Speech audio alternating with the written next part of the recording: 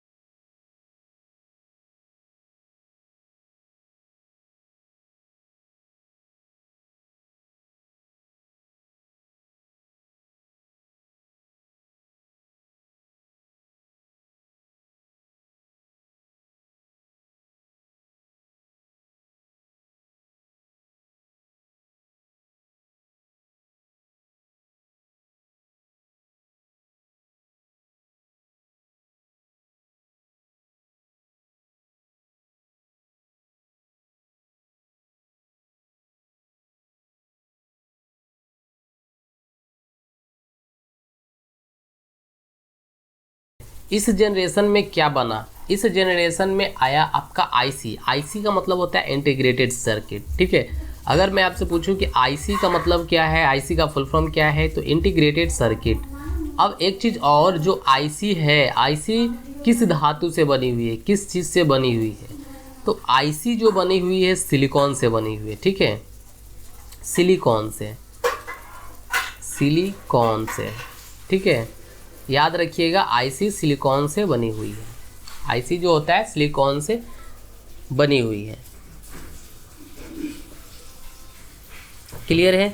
और आईसी का मतलब होता है इंटीग्रेटेड सर्किट। अब देखिए आईसी का प्रयोग इंटीग्रेटेड सर्किट हो गया, आईसी का उपयोग करके बनाया गया था इंटीग्रेटेड सर्किट। यहाँ पे देखिए इंटीग्रेटेड सर्किट दिया गया है का आविष्कार, मतलब आईसी का आविष्कार, इंटीग्रेटेड सर्किट का आविष्कार कब हुआ था, 1958 में, ठीक है। टेक्स इंस्ट्रूमेंट्स कंपनी के एक इलेक्ट्रिक इंजीनियर थे जिनका नाम था जैक कैल्वी। उन्होंने क्या किया, इसका आविष्कार किया था, ठीक है। जैक कैल्वी ने सिलिकॉन चिप का मतलब आईसी का आविष्कार किया। सिलिकॉन चिप इसको बोला जाता है, आईसी को, इंटीग्रेटेड सर्किट को सिलिकॉन चिप से बनाया गया था। अब मैं बात कर लूँ इसमें, तो इसी जनरेशन में आपका ऑपरेटिंग सिस्टम बना, ठीक है, कीबोर्ड बना, मॉनिटर बना और माउस आदि जैसे चीज़ों का यूज होने लगा, ठीक है। इसी जनरेशन में, थर्ड जनरेशन में उपयोग ज़्यादा होने लगा, क्लियर है। अब हम बात कर लेते हैं कि इसमें, इस जनरेशन में आपको पास्कल और फोर्टन जैसे हाई लैंग्वेज का भी इस्तेमाल किया गया था। इसमें पास्कल क्या है, तो पास्कल लाइन एक लैंग्वेज है और हाई लैंग्वेज भी इसके अंदर इस्तेमाल किया गया था। ये सारी चीज़ें इस जनरेशन में पढ़ाई देने लगे, इस जनरेशन में किया गया, क्लियर है। अब हम बात कर लेते हैं इस जनरेशन की, ये जो आईसी था, आईसी क्या क्या इसका काम था। देखिए आईसी जो था एक तो बहुत फास्ट था, इसका जो परफॉर्मेंस था बहुत ही फास्ट काम करता था दोनों से।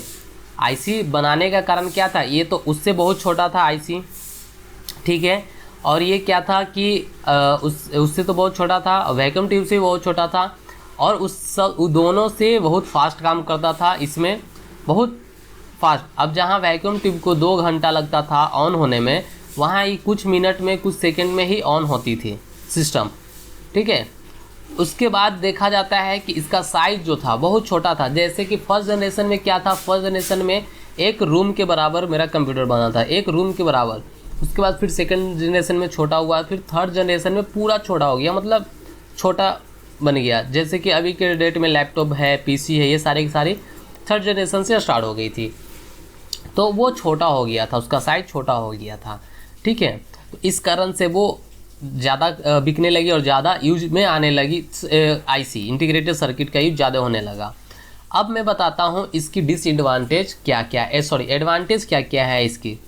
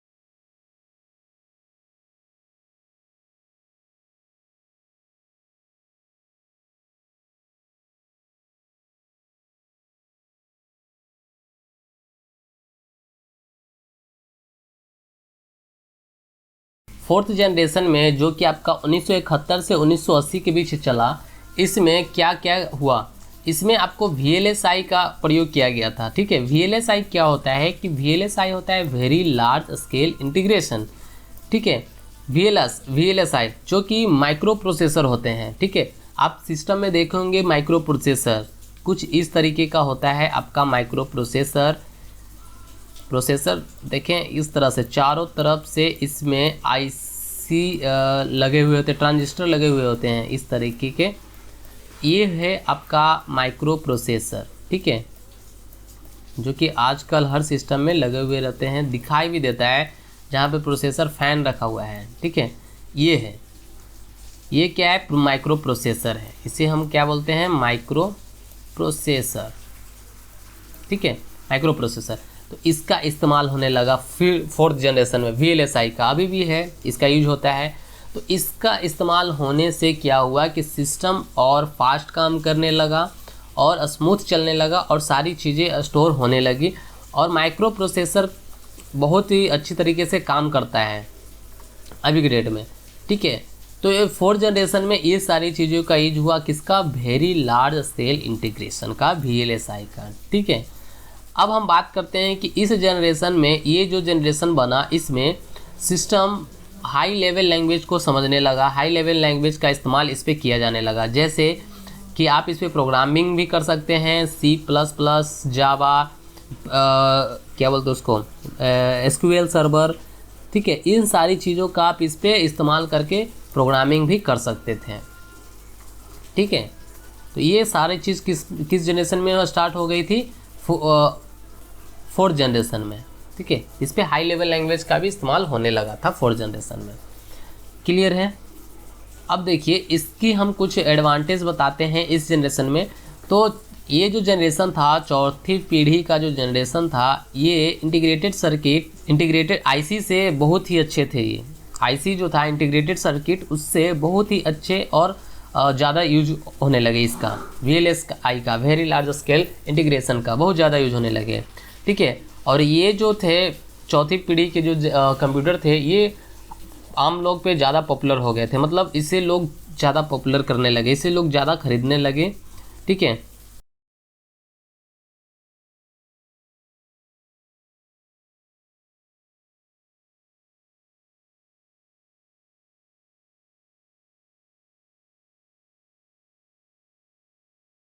अब इस पीढ़ी में कंप्यूटर पर कार्य करने के लिए बहुत सारे सॉफ्टवेयर और ऑपरेटिंग सिस्टम भी तैयार किए गए थे, ठीक है।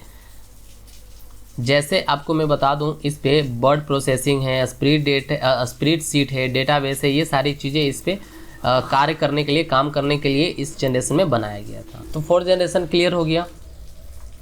अब हम चलते हैं 5th जनरेशन में, ठीक है। 5th जनरेशन 1980 से लेकर टिल डेट, मतलब अभी तक 5th जनरेशन है। 5th जनरेशन का मतलब होता है कि इस जनरेशन में जो कि AI का यूज होने लगे, मतलब आर्टिफिशियल इंटेलिजेंसी का यूज होने लगे, और इसके अंदर एक चीज़ और यूज होने लगा,